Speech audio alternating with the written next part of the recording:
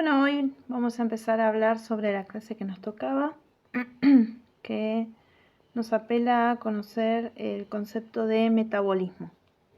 ¿Qué es metabolismo para ustedes?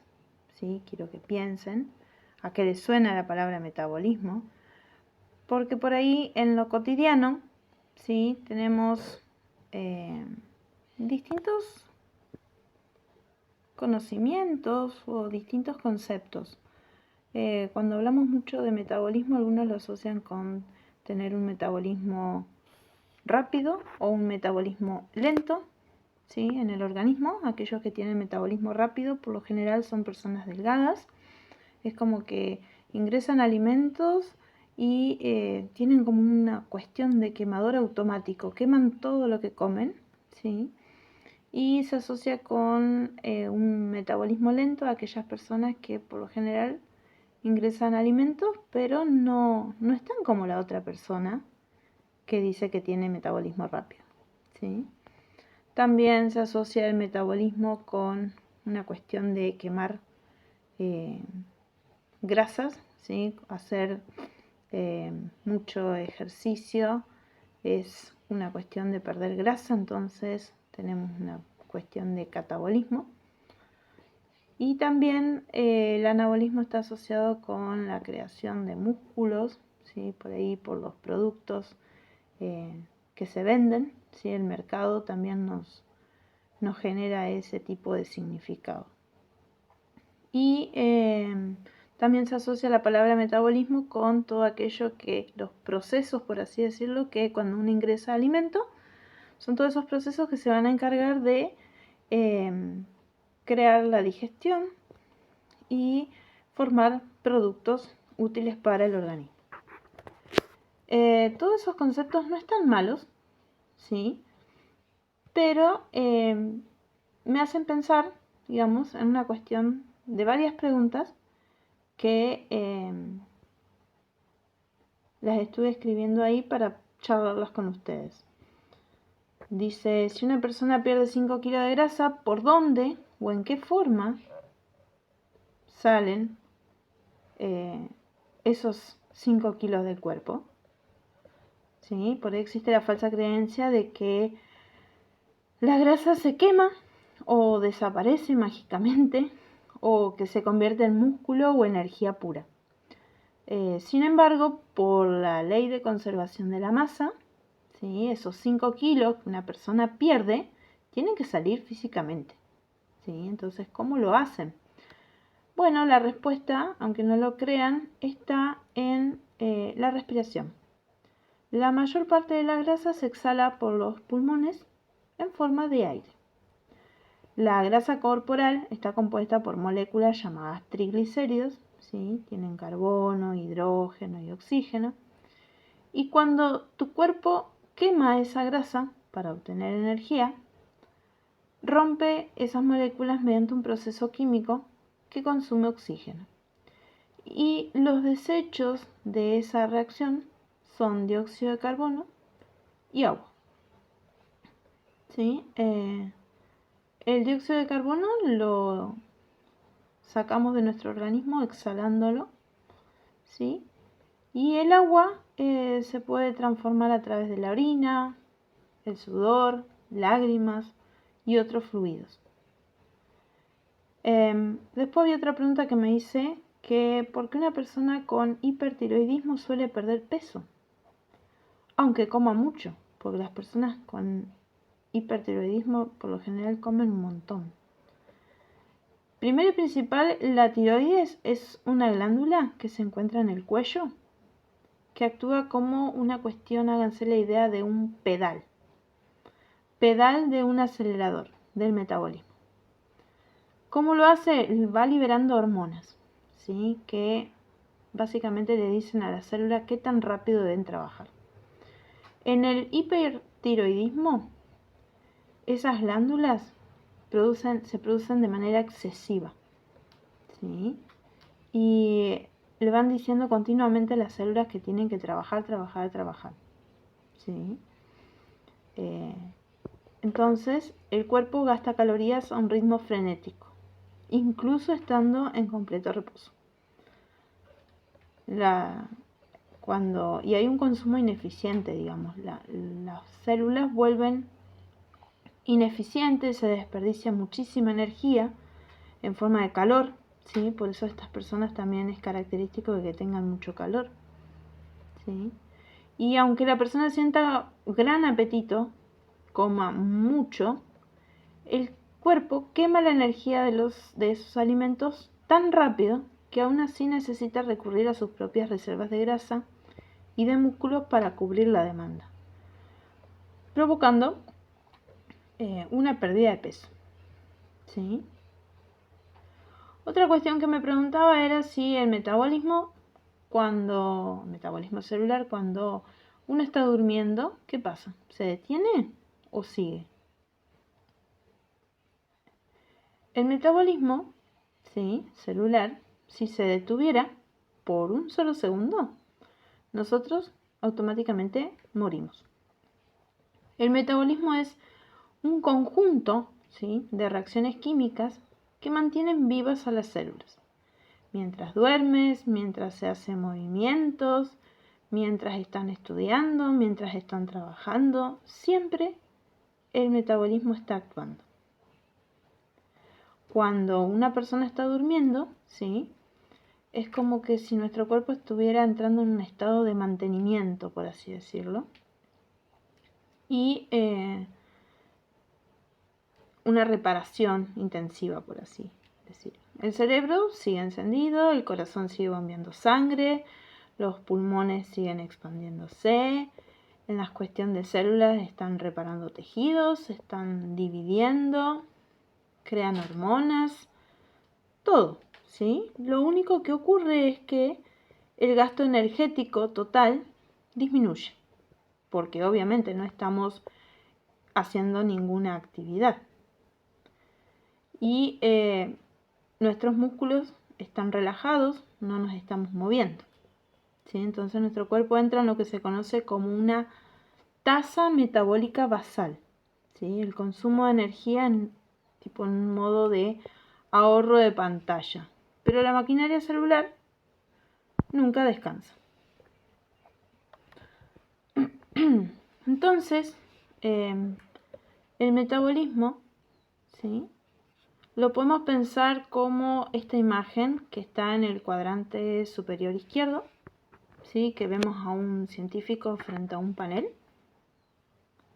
Eso representa el metabolismo general. Yo recién les había dicho que era un conjunto de reacciones químicas. Sí, es un conjunto de reacciones químicas, pero no están aisladas, sino que es una red interconectada, ¿sí?, de miles de reacciones químicas que se están produciendo simultáneamente, se están produciendo a la misma vez, ¿sí? Más a la izquierda, ¿sí?, vemos tres, por así decirlo, iconos clave que ustedes como futuros enfermeros estarán monitoreando constantemente, ¿sí? El reloj biológico, el metabolismo va a cambiar si el paciente duerme o si está despierto, ¿sí? La homeostasis, el fin último del metabolismo es mantener un equilibrio interno, ¿sí?, que tenga un pH adecuado, que el organismo tenga una temperatura adecuada, que los niveles de sangre estén controlados, ¿sí? Y otra cosa que van a tener siempre ustedes en cuenta es el control enzimático. Cada reacción, ¿sí?, está regulada por enzimas. Ya después vamos a ver qué es una enzima. Si una enzima falla o se altera, ¿sí?, por ejemplo, por una fiebre alta, ese motor celular, ¿sí?, se frena. En el centro de todo vemos una mitocondria, ¿sí? Imagínense que es la central eléctrica de la célula, gobernando ese ciclo de vida metabólica. Regula si crece, si se mantiene, si se reproduce la célula, ¿sí? Entonces es muy importante la mitocondria para todo lo que es el metabolismo. En la esquina superior derecha entramos en los dos pilares fundamentales, ¿sí?, del metabolismo. El metabolismo primero es un ciclo continuo, es acoplado, por así decir, de dos fases que son contrarias, pero siempre van a estar dependientes. Esas fases, una va a ser una fase degradativa, es decir, que va a degradar, ¿sí?, va a romper. Se llama catabolismo, ¿sí? Rompe moléculas complejas, todos los alimentos que ingresan por medio de la alimentación, en componentes más simples, ¿sí? Entonces va a liberar energía, ¿sí? Esa energía se va a liberar en forma de ATP. El ATP es una molécula importante en el organismo porque es la molécula energética de la célula. Y después hay otra fase, ¿sí?, que es una fase biosintética. Sintética aquí significa que va a crear cosas nuevas, va a crear estructuras complejas a partir de componentes simples, como son carbohidratos, lípidos, aminoácidos, ¿sí? En este caso, por ejemplo, hay una imagen de una musculatura, ¿sí?, para que se creen músculos en el cuerpo, ¿sí?, el organismo va a usar aminoácidos. En la parte inferior izquierda, ¿sí?, tenemos cómo se alimenta el metabolismo, por así decirlo. El cuerpo necesita sí o sí materia prima, necesita nutrientes a través de la alimentación y junto con la respiración el oxígeno, ¿sí? Todos estos elementos viajan, ¿sí?, por el torrente sanguíneo hasta la célula y entran a la mitocondria. Por eso les decía que es muy importante esta organela dentro de la célula.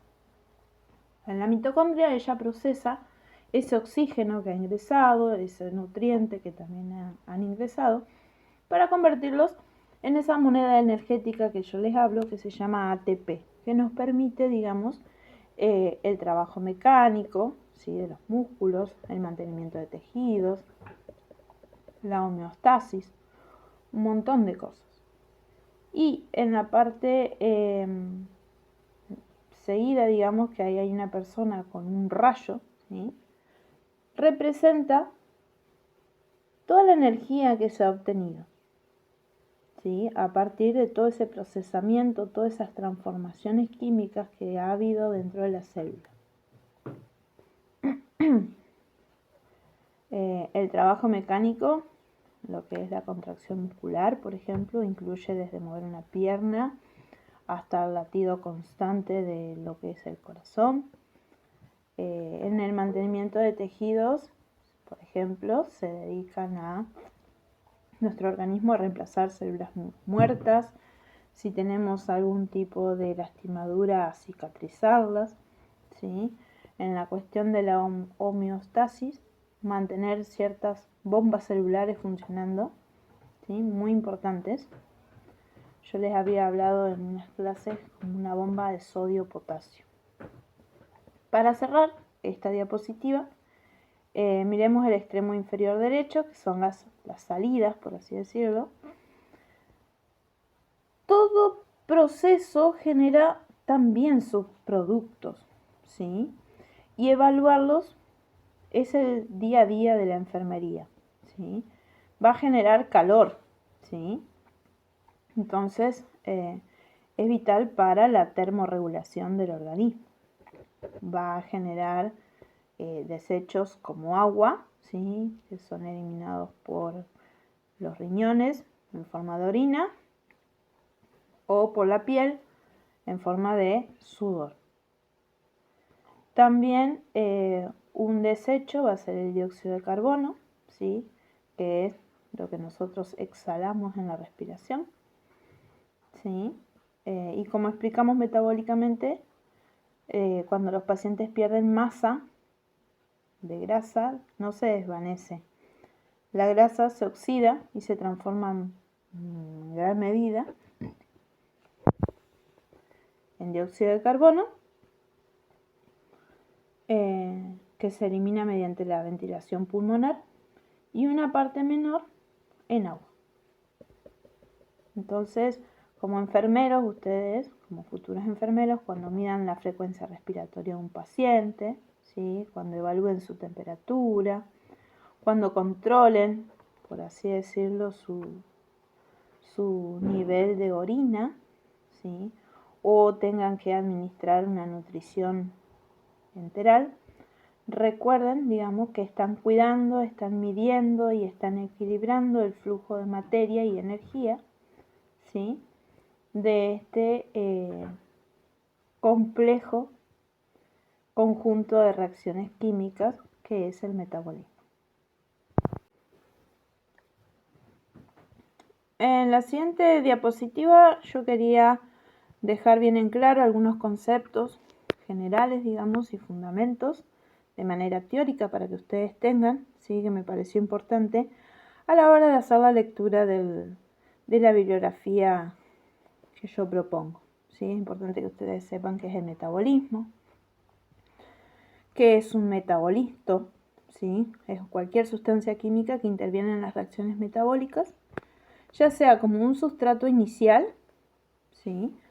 Un compuesto intermedio o producto final de una vía. Cuando me refiero a sustrato es una molécula, ¿sí? Sobre la cual actúa una enzima específica para transformarla en un producto. Y una enzima es un catalizador biológico, es una sustancia, ¿sí? Generalmente una proteína, que acelera la velocidad de una reacción, sin consumirse en el proceso. Y la homeostasis es el estado de equilibrio dinámico y estacionario en el que el organismo mantiene estable sus condiciones internas a pesar de los cambios en el entorno. Acá, en la próxima diapositiva, yo hago alusión a lo que el libro de Blanco hace referencia de que estos conjuntos de reacciones, ¿sí?, no ocurren al azar, sino que se organizan en rutas metabólicas. Y el libro explica tres rutas, tres tipos principales. La primera es una ruta metabólica de tipo lineal, ¿sí?, que es, por así decirlo, un camino sencillo, ¿sí?, donde se empieza con una sustancia, un sustrato inicial, puede ser cualquiera, acá lo vamos a llamar A, ¿sí?, y hay una enzima, ¿sí?, una enzima específica, ¿sí?, que acá lo vamos a llamar enzima 1, y va a generar una transformación, se va a transformar en un metabolito, en un producto, ¿sí?, que a su vez va a ser el reactivo de la siguiente. Entonces va a ser un metabolito. ¿Estamos? Luego ese metabolito, por acción de otra enzima 2, ¿sí?, se transforma y genera otra sustancia, otro producto, un producto C, y así sucesivamente. ¿Sí? Esta es una ruta considerada metabólica lineal. ¿Estamos? Un ejemplo por ahí común de esto, que es la forma en que la célula rompe la glucosa para poder obtener energía rápida. Es el caso clásico, digamos, de una ruta lineal. Luego tenemos una ruta metabólica ramificada. En una ruta metabólica ramificada vamos a encontrar una sustancia, un sustrato A, ¿sí?, que empieza a actuar con una enzima 1, ¿sí?, produce una sustancia B, luego hay otra enzima 2, produce otro sustrato C, y ahí es como que entra en una bifurcación, ¿sí?, es como que el camino se divide en dos caminos posibles. ¿Sí? Entonces, ese producto C que se generó se puede decir que es un metabolito intermediario clave. Dependiendo de las necesidades que tenga el cuerpo en ese momento exacto, este componente, esta sustancia C, puede tomar dos caminos diferentes. O irse por la ruta de arriba usando una enzima 3 y generando un compuesto D y luego un compuesto E. O un camino hacia abajo usando otro tipo de enzima para generar otros tipos de productos. ¿Sí? Esto es vital, por ejemplo, para entender cómo el cuerpo toma decisiones fisiológicas. Por ejemplo, cuando un paciente consume carbohidratos, ¿sí? un intermediario metabólico puede decidir si esa energía se va a la ruta de un uso inmediato o si se desvía a la ruta de almacenar esa energía, ¿sí? Según la actividad del paciente, obviamente. Y por último tenemos una ruta metabólica de tipo cíclica, ¿sí?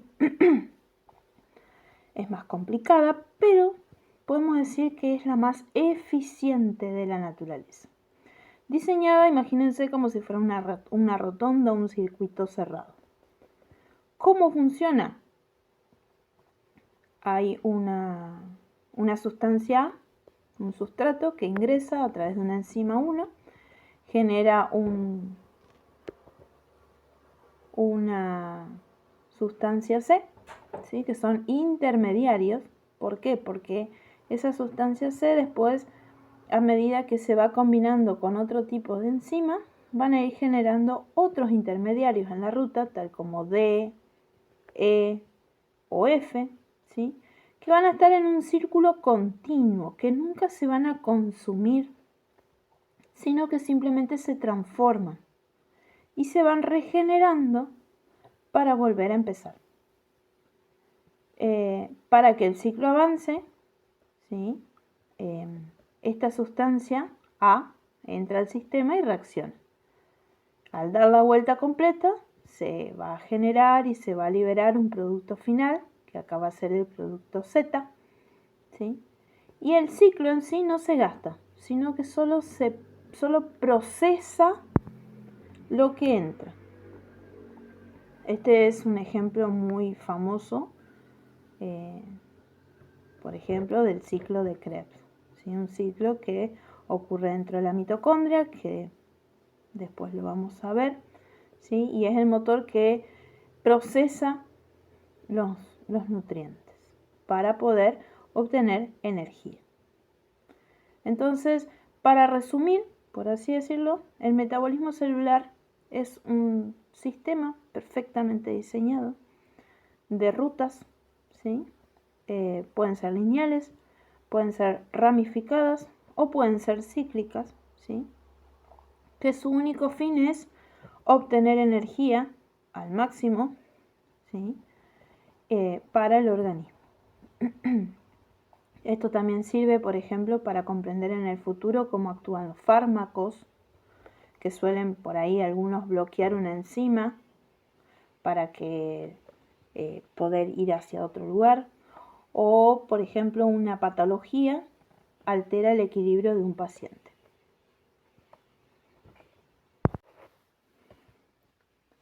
En la siguiente diapositiva entramos a estudiar las principales macromoléculas que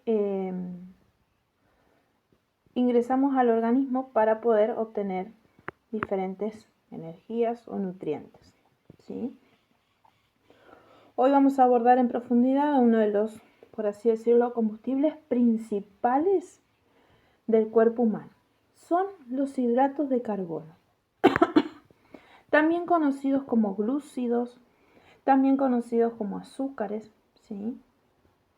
En el cuadrante superior izquierdo, ¿sí?, vemos la base molecular, es decir, cómo está formado. Está formado por carbono, ¿sí?, una cierta cantidad de carbonos, por eso es AN, que es un subíndice, combinado con moléculas de agua, ¿sí? Una cantidad también N. Se lo llama hidratos de carbono, ¿sí? Porque por cada átomo de carbono hay una molécula de agua, ¿sí? De ahí viene el nombre. En el libro de Blanco nos define a los glúcidos no como simples azúcares, sino por sus grupos químicos funcionales. Los hidratos de carbono pueden ser polihidroxialdehídos o polihidroxicetonas.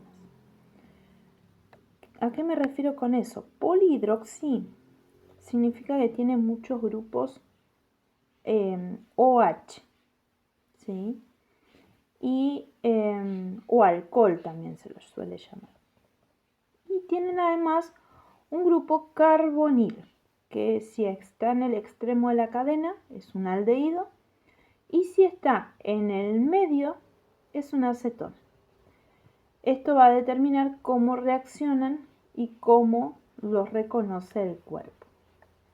Acá les presento otra diapositiva, ¿sí? Para que ustedes puedan entender a qué se llama polihidroxi, ¿sí? Hidroxi son, a ver si se puede,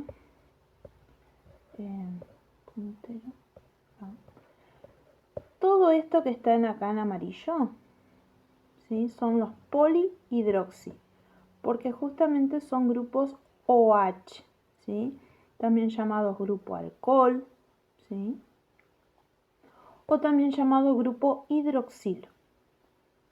En este caso el primero es un ejemplo de un polihidroxialdehído. ¿Por qué es un polihidroxialdehído? Porque en el extremo, puede ser acá o puede ser acá, en este caso se encuentra en la parte superior, tiene un carbonilo. El carbonilo es un carbono que está unido con un doble enlace a un oxígeno. Y un aldehído siempre va a estar en un extremo de toda una molécula, ¿sí? Esta molécula, por ejemplo, dice abajo, se llama aldohexosa. Aldo porque está formada por esta parte de carbonilo, un aldehído, ¿sí? Y hexosa significa, hexo viene de 6, porque tiene 6 átomos de carbono. Esta es la molécula de glucosa, muy importante para nuestro organismo. Y esta, la que está acá en la parte derecha, tenemos también, es hexosa porque tiene 6 átomos de carbono. Aquí están los grupos alcohol o los grupos hidroxilo, por eso es polihidroxi. Y en la parte central, por lo general en el carbono 2, está el carbonilo. Fíjense que este carbonilo, a diferencia de este, ¿sí? En el primero está unido el carbono a un oxígeno y a un hidrógeno. Pero en este caso, y eso lo hace un aldehído. En este caso acá, el carbonilo está unido a 2 átomos de carbono, ¿sí?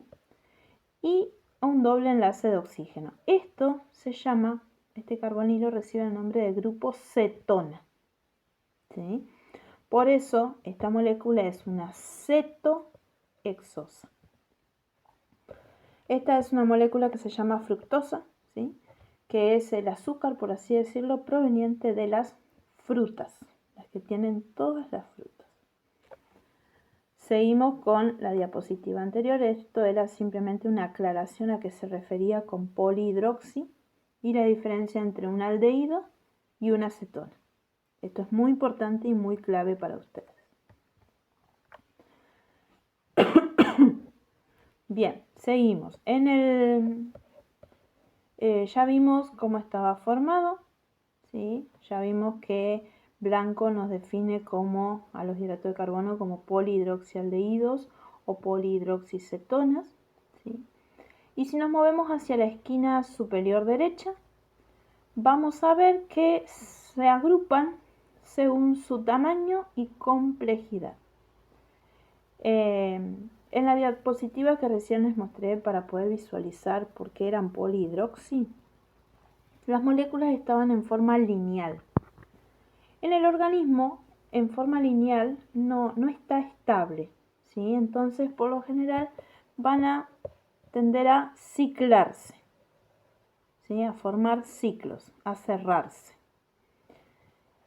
Y esto es crucial, digamos, porque son más estables dentro del organismo. Para ello, entonces, se van a clasificar, ¿sí? Según su tamaño y según su complejidad. Esto es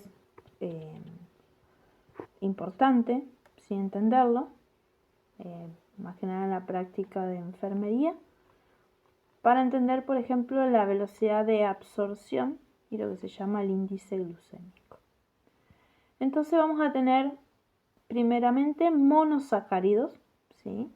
Son los azúcares más simples, no se pueden romper, por así decirlo, en algo más pequeño. Los ejemplos son la glucosa, ¿sí? El combustible celular por excelencia, y el que ya les mostré, que es la fructosa, ¿sí? El azúcar proveniente de las frutas, que tienen una estructura de anillo ciclada, ¿sí? Que la célula puede usar de forma casi inmediata. Después tenemos a los oligosacáridos, ¿sí?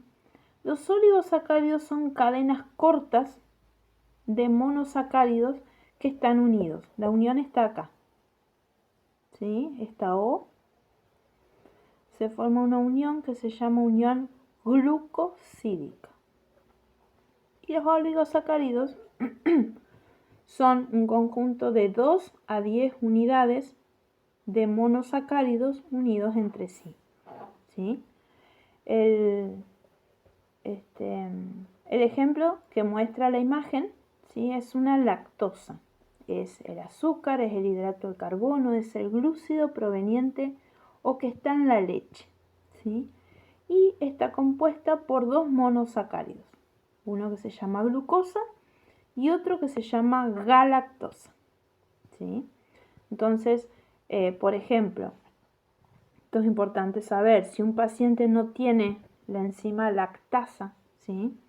En su borde en el cepillo intestinal, no puede, por ejemplo, romper esta unión. Y eso causa intolerancia en las personas a la lactosa. Proseguimos. Más a la derecha están los polisacáridos, ¿sí? Son polímeros de más de 10 unidades de monosacáridos unidos entre sí, ¿sí? Forman redes ramificadas o también forman redes lineales, ¿sí? Que pueden llegar hasta cientos de monosacáridos. En los alimentos es muy común encontrar un polisacárido en el almidón, ¿sí? Este gráfico nos muestra cómo todas estas estructuras moleculares se organizan en la naturaleza siendo los patrones, digamos, que pueden procesarse en ruta lineal, en ruta ramificada o formar parte de una ruta circular metabólica. En la sección inferior izquierda, ¿sí? Que dice flujo y función energética, encontramos la digestión gastrointestinal. ¿Qué pasa, ¿sí? Cuando una persona ingiere un plato de pastas, ingiere o un trozo de pan, ¿sí? Que son las principales fuentes de hidrato de carbono en nuestra alimentación cotidiana o diaria, por así decirlo? Los polisacáridos ingresan al tubo digestivo. Primero, obviamente, ingresan por la boca, por el proceso de masticación, ¿sí? Luego ingresan al tubo digestivo y allí existen enzimas que rompen esas largas moléculas complejas, ¿sí? Hasta convertirlas en monosacáridos. Principalmente se llega hasta la glucosa. Una vez absorbida en el intestino, la glucosa va a viajar por la sangre. Si el cuerpo necesita energía ya mismo, ¿sí? Esa glucosa se va a transformar, ¿sí? Va a llegar al citoplasma de la célula y luego a ingresar a la mitocondria central. Y en caso de que no haya tanta necesidad de energía, ¿sí? Este polisacárido va a entrar al ciclo de Krebs, que vamos a ver después, ¿sí? Que está representado como un anillo circular en la parte central, digamos, de la diapositiva. ¿Qué pasa si el paciente está en reposo y ya tiene suficiente energía? ¿Sí? Entonces, el paciente va a seguir ingresando comida, ¿sí? Pero va a empezar a tener un exceso de glucosa. Y el organismo es tan sabio que no lo va a desperdiciar. El cuerpo lo va a conectar con una ruta de síntesis, ¿sí? De creación, para guardarlo en el hígado o en los músculos en forma de glucógeno, ¿sí? Y al final, digamos, de todo este proceso, el fin es producir ATP, producir energía, ¿sí? Para el trabajo mecánico de los músculos, para otras funciones biológicas, pueden ser estructurales, como soporte en las células. En las plantas también hay polisacáridos, ¿sí? Que es la celulosa, que le da forma y estructura a las hojas de los vegetales, ¿sí? En los insectos o en los hongos también hay polisacárido, que es la famosa quitina, ¿sí? Esta clasificación de los hidratos varía según su complejidad. Acá está más detallado en una próxima diapositiva, ¿sí? Tenemos los monosacáridos. Son unidades individuales no hidrolizables. ¿Qué significa eso? Que el agua no los va a hidrolizar, no los va a romper, no se van a disolver, ¿sí? Los disacáridos, obviamente los monosacáridos lo podemos encontrar de alimentos como la fruta, ¿sí?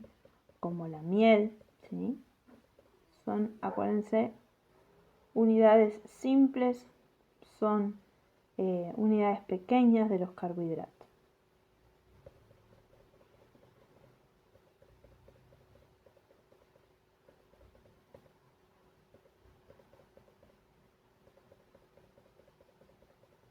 Luego tenemos los disacáridos, que eran dos unidades, la unión de dos unidades, ¿sí? Estos carbohidratos se forman con la unión de dos monosacáridos. Acuérdense, se llama unión o enlace glucosídico, ¿sí? Está acá, acá, acá. El disacárido, por ejemplo, presente en la leche es la lactosa. La sacarosa, que es lo que nosotros comúnmente conocemos como azúcar y lo compramos, ¿sí? Resulta de la caña de azúcar, ¿sí? Después tenemos la maltosa, ¿sí? Que es la malta, proveniente de la malta. Y para que el cuerpo pueda absorber,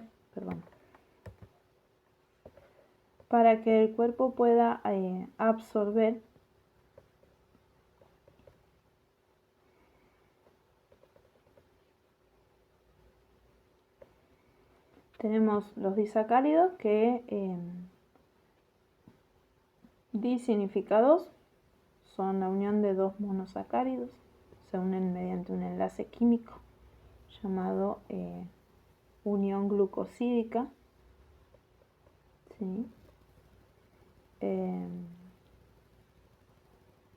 Para que el cuerpo pueda absorber un disacárido, las enzimas de nuestro cepillo intestinal tienen que romper este enlace, ¿sí? Mediante la hidrólisis para liberar los monosacáridos individuales. La infografía nos destaca 3 disacáridos cruciales. La lactosa está formada por la unión de glucosa más galactosa. Su fuente principal es la leche, todos los productos lácteos. La sacarosa es el azúcar de la mesa común, extraído principalmente del azúcar de caña. También se lo extrae de la remolacha, ¿sí? Después tenemos la maltosa como otro ejemplo de disacárido, que está formado por la unión de dos moléculas de glucosa. Se encuentra en la malta, se encuentra en la cerveza y es también un producto intermedio, por así decirlo, de la degradación del almidón. Ustedes cuando sean futuros enfermeros escucharán frecuentemente a pacientes decir que sufren de intolerancia a la lactosa. Ahora viendo este gráfico pueden explicarle, ¿sí?, perfectamente qué significa o por qué les pasa eso. Porque su cuerpo no produce una enzima que se llama lactasa, que es la encargada de romper, ¿sí?, ese enlace central entre la glucosa y la galactosa. Y como no se puede romper, el disacárido sigue entero, ¿sí?, hacia el colon, donde las bacterias lo fermentan, causan gases, causan dolor, causan diarrea, ¿sí? Y después los polisacáridos, que son finalmente a la derecha. Poli significa mucho, son cadenas enormes, compuestas por decenas, pueden ser cientos o miles de unidades de glucosa, unidas entre sí.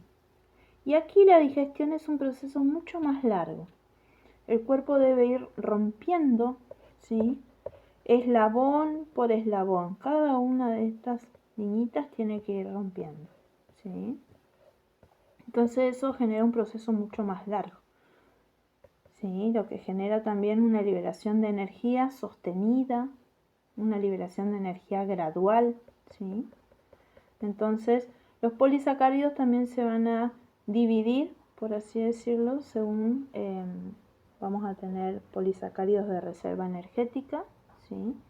Son los que el organismo, ya sea animal o vegetal, utiliza para guardar glucosa en el futuro, ¿sí? El almidón, que es la forma en que las plantas almacenan su energía. En la imagen vemos que se divide en dos estructuras. La amilosa, ¿sí?, acá tenemos el almidón, se divide en dos estructuras. Amilosa son cadenas lineales y también está formado por amilopectina, que estas empiezan a tener ramificaciones. ¿Vieron? Sus fuentes alimenticias por excelencia son, como bien ahí indica, el pan, la papa, el arroz, las pastas.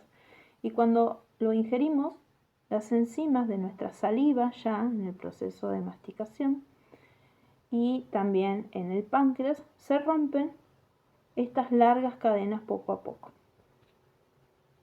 Después tenemos el glucógeno, ¿sí? Es la forma en que los animales y los seres humanos almacenan energía en nuestro propio cuerpo.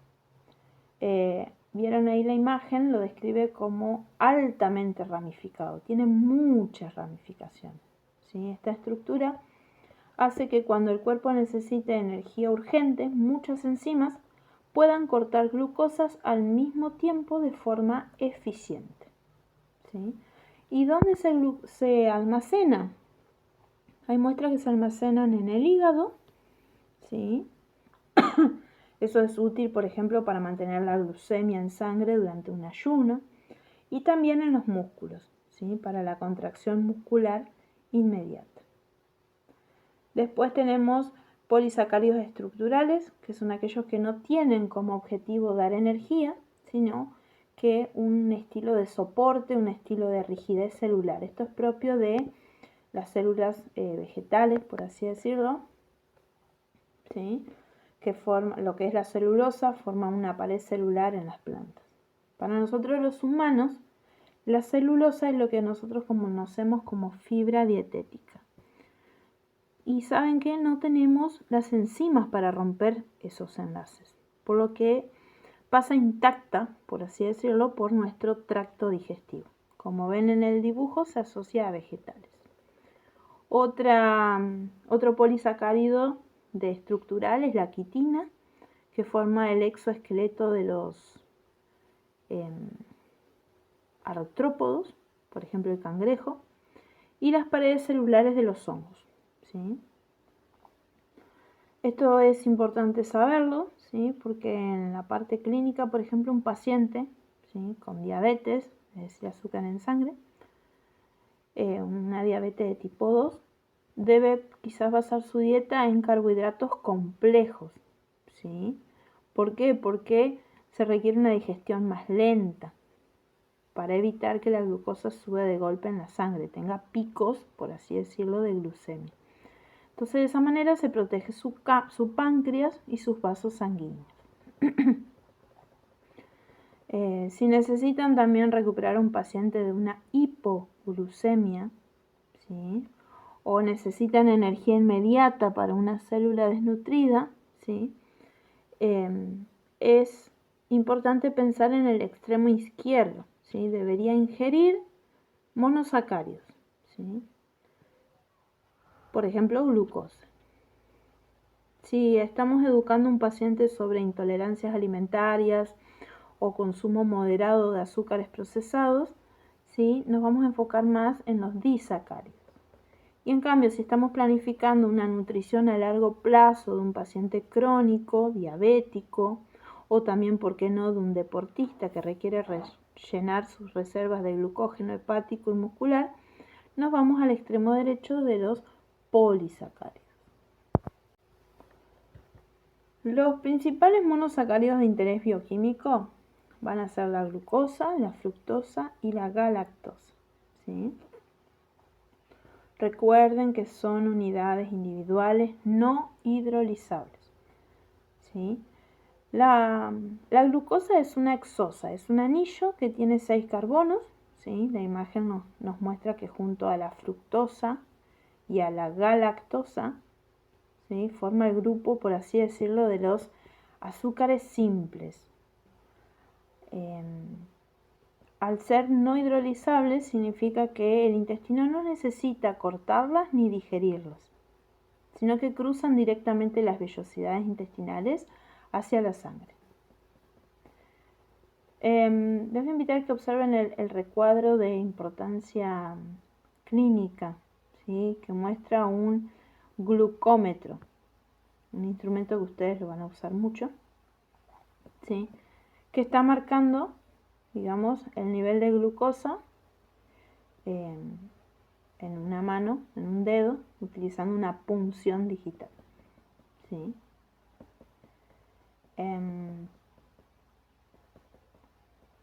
Bien, luego vamos a tener, bueno, la fructosa también tiene 6 carbonos, se organiza en un anillo de 5 lados, ¿sí? La infografía la asocia con sus fuentes naturales, como son la miel, como es las frutas, ¿sí? Observen ahí el dibujo que yo puse de un hígado, ¿sí? Y el texto dice, que aparece ahí en la infografía, dice metabolismo hepático y su rol en la obesidad / diabetes. A diferencia de la glucosa, ¿sí?, que puede ser utilizada por cualquier célula del cuerpo, ya sea el cerebro, ya sea músculo, ya sea riñones, de forma directa, la fructosa tiene, por así decirlo, un candado. Solo el hígado puede metabolizarlo. Cuando un paciente consume fructosa, ¿sí?, el proceso de degradación es lento debido a la fibra, pero en la actualidad los alimentos ultraprocesados contienen jarabe de maíz de alta fructosa. Entonces, al llegar cantidades masivas de fructosa al hígado, podemos decir que este se satura. Y el hígado se ve obligado a transformar ese exceso de fructosa en triglicéridos, en grasas, ¿sí? Entonces, esto explica, por ejemplo, por qué existe el hígado graso, no alcohólico, y el desarrollo de resistencia a la insulina en pacientes con obesidad y con diabetes. Entonces, es importante educar al paciente, ¿sí?, que tienen que evitar refrescos. Cuando digo refrescos me digo aguas saborizadas, a gaseosas, ¿sí?, a bebidas que tengan azúcares añadidos, ¿sí? Y en el extremo derecho encontramos a la galactosa, ¿sí? Otro monosacárido de 6 carbonos que fíjense que su estructura es casi idéntica a la glucosa, ¿sí? Solo fíjense que cambia la orientación de un grupo hidroxilo en el carbono 4, ¿sí? Para que ustedes se ubiquen. Acá hay un grupo hidroxilo en la galactosa que mira para arriba y en la glucosa mira para abajo. Pero esa pequeña diferencia hace que cambie todo, ¿sí? Entonces, todo el enfoque clínico, por así decirlo, aparece asociado a alimentos con yogur, de leche, al queso, ¿sí? No se encuentra la galactosa libre en la naturaleza. La obtenemos cuando nuestro intestino rompe el disacárido lactosa, ¿sí? El azúcar de la leche. Esto va a ser importante, por ejemplo, en el área de neonatología, ¿sí? Por eso ahí puse un recién nacido, o la pediatría, porque se va a encontrar con la galactosemia, ¿sí? Es un error de nacimiento del metabolismo, donde el recién nacido, por así decirlo, carece de una enzima necesaria para transformar la galactosa en glucosa en el hígado. Como esa galactosa no se puede metabolizar, ¿sí? Se acumula en niveles tóxicos, por así decirlo, en el organismo del bebé, ¿sí? Entonces, en las unidades de maternidad, digamos, los enfermeros tienen que participar en pesquisas, en pruebas, digamos, para poder saber si tiene esto galactosemia o no, ¿sí? Se lo observa comúnmente con la prueba del talón.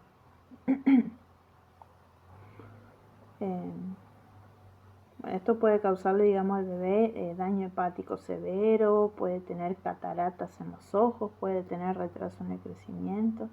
Entonces es importante, por así decirlo, su detección temprana y la suspensión inmediata de la lactancia. ¿Cómo? Se lo sustituye por fórmulas libres de lactosa y de galactosa, que por suerte salvan la vida del neonato, del recién nacido. Después tenemos un gráfico de barra en la parte central, ¿sí? Que nos muestra la velocidad directa de absorción de cada uno. La glucosa, como por tamaño es mucho más chica, entra al torrente sanguíneo, digamos, con una gran velocidad, ¿sí? A través de transportadores activos, ¿sí? La fructosa, acuérdense, entra menos rápido, ¿sí? Entra por una difusión facilitada, su absorción es más gradual, ¿sí? No genera picos tan abruptos de insulina como lo es con la glucosa. Y la galactosa, ¿sí? Que más requiere un paso intermedio, digamos, de conversión en el hígado, obligatorio para poder aprovecharse. Se puede decir que su absorción es mucho más lenta.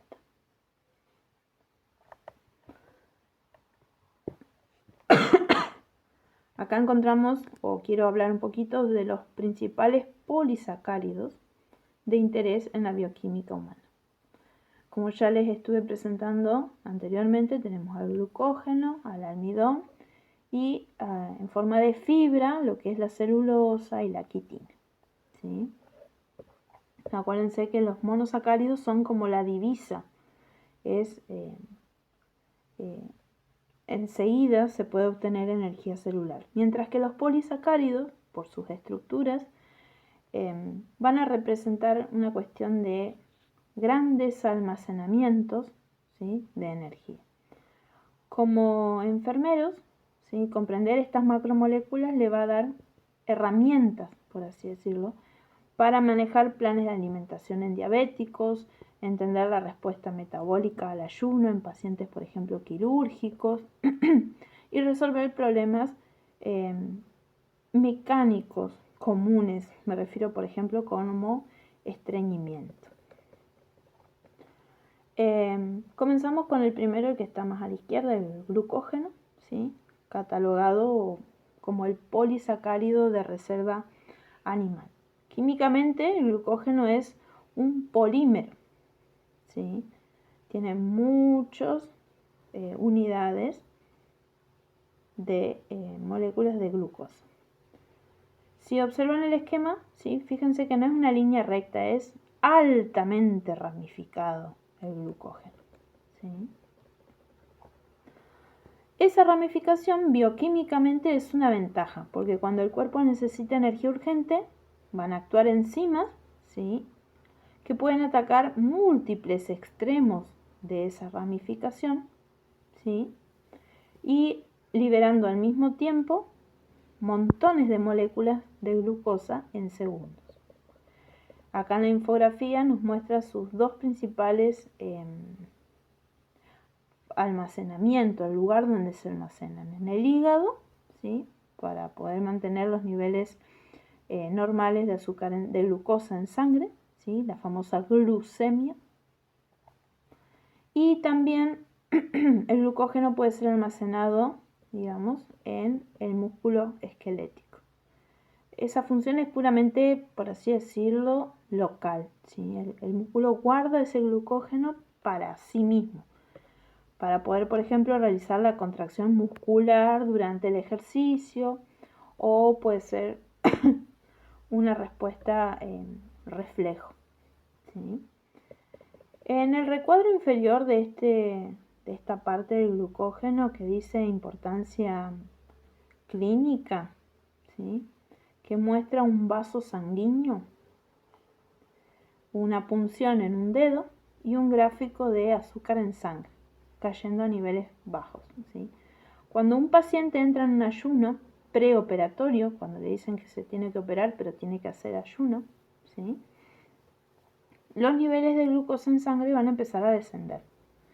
Entonces el páncreas enseguida va a detectar esto y va a secretar una hormona, ¿sí? Que se llama glucagón.